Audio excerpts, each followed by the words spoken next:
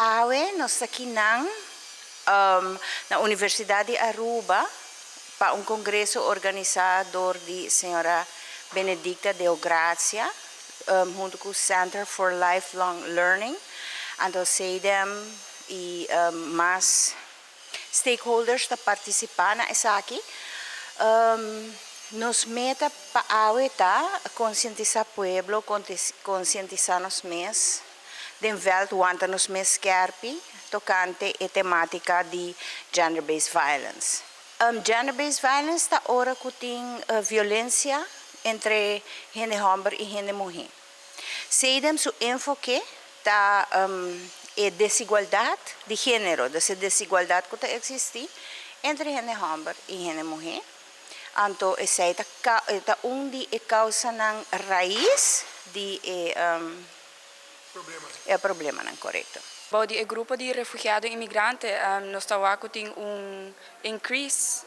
dos número na subir bambisa para o que trata violência baseada em gênero é algo que está prevalecendo na nossa comunidade e para o que trata bambisa esse man aqui que está de 8 de março Dia Internacional de Hende Muhe a nós dias o que nós quer fazer é comemorar o que está dia aqui com diferentes atividades para Hende Muhe não por saber bambisa o que está na direito não essa aqui está aqui por exemplo dias conjuntamente com a ACNUR of UNHCR. Nossa atividade também é riba UN Women Team, qual está invertida em gente mulher.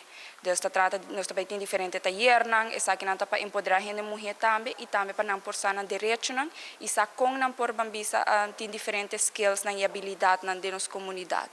Nós não há aumento de cifra drástico comparado com o ano anterior, como que está parada a temporada de carnaval, pero se nós saco o caso não está out there, a gente não está papel mais riba tema riba social media, não está durf de como uit, lamentavelmente tinta uit na mens riba social media e não tinha dança riba social media, dus o caso não me publica com aqui é similar, se nós está bezig atualmente na Fundacion com o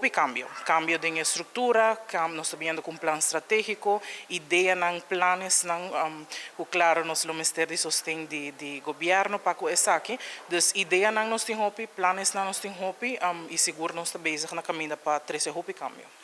My presentation today is about a topic of my research, marital captivity. But I want to have a broader discussion where I look into violence against women in general and give it more a local context because my dissertation was focused more globally and the Netherlands. But for today it's really having an open dialogue about violence against women.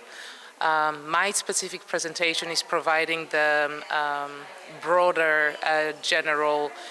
legal framework, human rights legal framework, so looking at the different forms of violence against women, the different settings where it occurs, and also the obligations of the state, because it's human rights, to address violence against women in whichever forms it's present within the Aruban society.